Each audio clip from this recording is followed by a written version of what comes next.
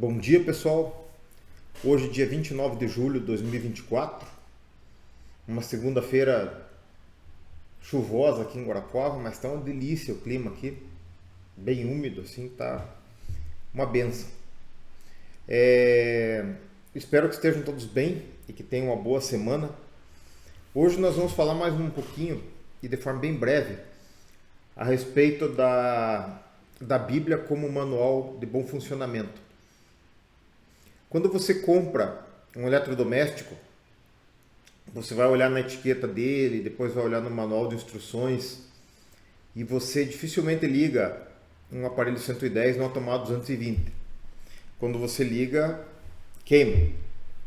E não tem garantia para quem liga 110 no 220, não é mesmo? Bom, feita essa introdução, porque eu sei que muitos devem consultar os manuais a respeito dos seus celulares, de suas TVs. Nós temos um manual de bom funcionamento.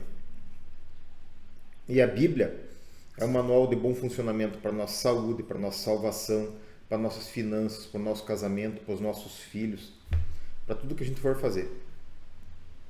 E hoje nós vamos conversar brevemente sobre isso e talvez eu consiga demonstrar para vocês a utilidade da Bíblia como manual e, se Deus me abençoar, eu vou conseguir convencer vocês até a lerem a Bíblia para usar ela como manual.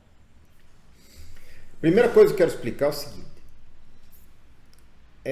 para você ler a Bíblia, ela é um livro natural e espiritual. Foi escrito por homens, ditado por Deus. Tem efeitos neste mundo e tem efeitos no mundo espiritual. E é um livro baseado em fé. Aí você diz assim, Marco, o que é fé? Vamos lá para Hebreus 11. Hebreus 11 diz assim: a fé é o firme fundamento das coisas que se espera e a prova das coisas que não se vê. Ainda hoje, estava vendo o pessoal falando a respeito da abertura das Olimpíadas, que eu não vi, mas não pude deixar de olhar que teve uma imitação da Santa Ceia e um sujeito com um cavalo, bezerro de ouro e tal. Sinceramente, meus queridos, eu acho que é mais provocação e mais bizu, porque esse pessoal ativista, eles gostam de causar a discussão, o debate, né? Porque na verdade é o seguinte, o anticristo, não sei o que, e fim dos tempos, vai acontecer. Você acredita na Bíblia? Acredito. Tá na Bíblia? Tá. Então uma hora vai acontecer. Vai ficar se preocupando com isso? Aí você passa a ficar se preocupando com o que é o 666, quando é que ele vai acontecer. Qualquer cristão que tenha um mínimo de vergonha na cara, vive uma vida correta para se acontecer de morrer hoje, ou de Jesus voltar hoje, ele está com a vida em ordem, dentro do possível. Então não tem que se preocupar com o futuro, com o anticristo, quando é que ele vem, quando é que ele não vem, porque você, se você estiver em Cristo Jesus, você está enxertado na oliveira de Deus. Se você estiver enxertado na oliveira de Deus, você vai ser salvo. Então, anticristo hoje, amanhã, as coisas vão acontecendo, depende da gente. A gente tem que viver correto. Então, o que é fé? Fé é a convicção das coisas que não se veem e a certeza das coisas que se esperam. Ok, coisa completamente louca, mas isso é fé. Se você vive por fé, você não precisa que fiquem te falando, Jesus está voltando, arrume tua vida, viu? Se você aceitou Jesus, se não aceitou, ainda aceite. E viva a vida correta. Agora, se aceitou, viva uma vida correta. É o mínimo que se espera de você. Muito bem. Dito isso, nós vamos lá para Romanos 10, 17. Isso é legal. Romanos 10, 17 diz que a fé vem pelo ouvir e o ouvir vem pela palavra de Deus. Então, gente, é isso que é legal de você ler a Bíblia, pesquisar, estudar. Não é assim, a fé vem pela palavra de Deus, a fé vem pelo ouvir a palavra de Deus. Não é isso. A melhor tradução que eu vi foi essa da Bíblia na linguagem moderna que eu tenho aqui. Veja que legal. Portanto, a fé vem pelo ouvir a mensagem, e a mensagem vem por meio da pregação a respeito de Cristo. Então, por isso que eu falo para vocês, tem gente que pega um versículo e joga lá, e isso é heresia pura. Tem que ler o contexto, porque Paulo está falando o que aqui? Paulo está falando que formosos são os pés dos que pregam o evangelho, que são as boas novas. Tá?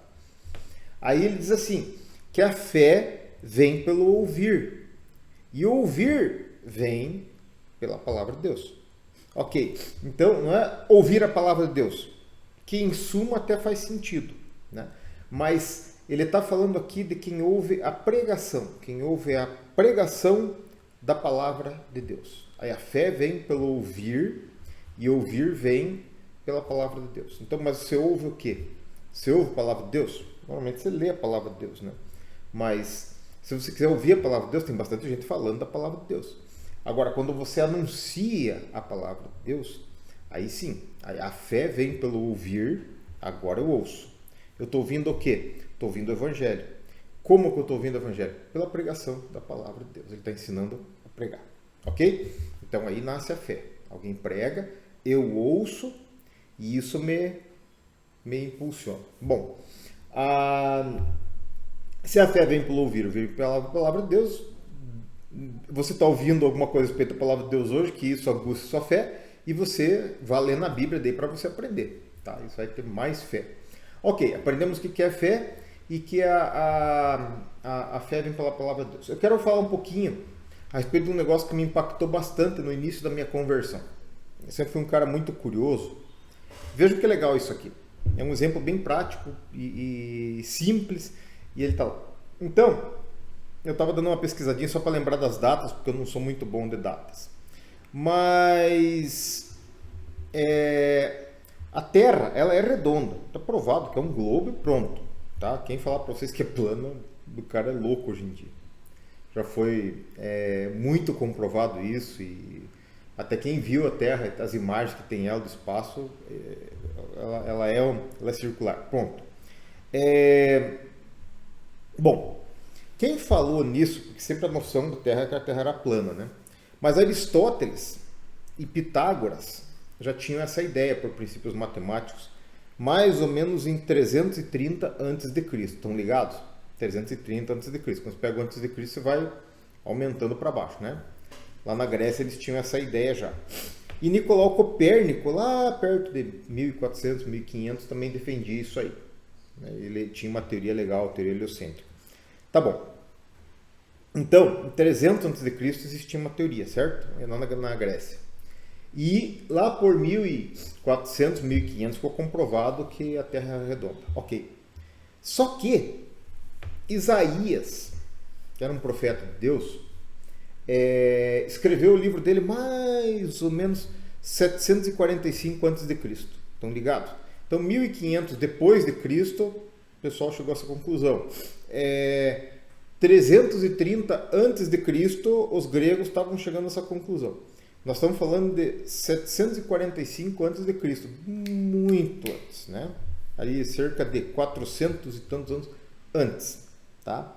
Isaías dizia o seguinte de Deus: Ele é o que está assentado acima do globo da Terra. Em algumas Bíblias diz da redondeza da Terra, tá? Que olha, os homens são para ele como gafanhotos.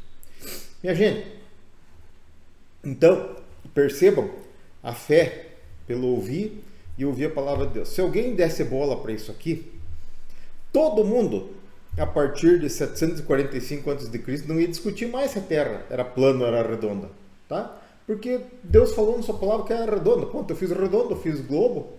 Tá aqui, meu profeta disse que é globo. Pronto, tá dito. Se a gente não achar outras citações em alguns outros manuscritos que eles não colocaram aqui na Bíblia, né?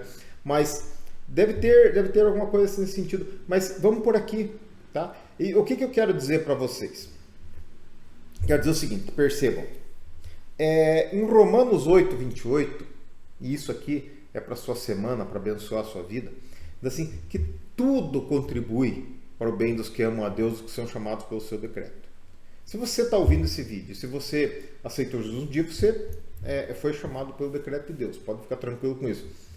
E se você, assim como eu, é muito preocupado e muito ansioso por causa da sua salvação, também, né, você pode ficar tranquilo, porque isso faz parte da nossa atenção, para não ficar muito relaxado. Porque se a gente relaxar, a gente faz bobagem e põe tudo a perder. Bom, tudo contribui para o bem dos que amam a Deus, dos que são chamados pelo seu decreto. Mas, Marco, e o que quer dizer? Viu? Acredite.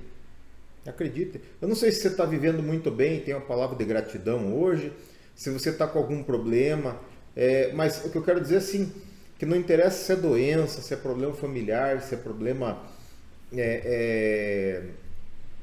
financeiro, alguma solução Deus vai te dar.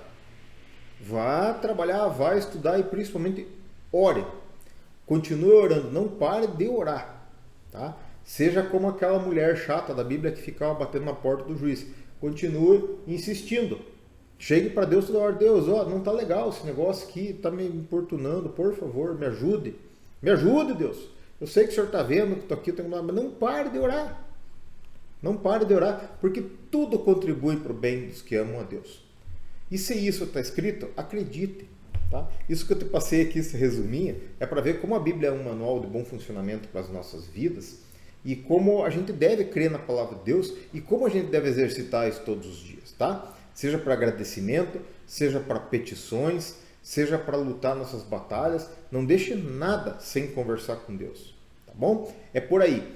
Que Deus abençoe a sua semana, que ela seja muito próspera, muito frutífera e que Ele esteja falando muito com você através da palavra dele.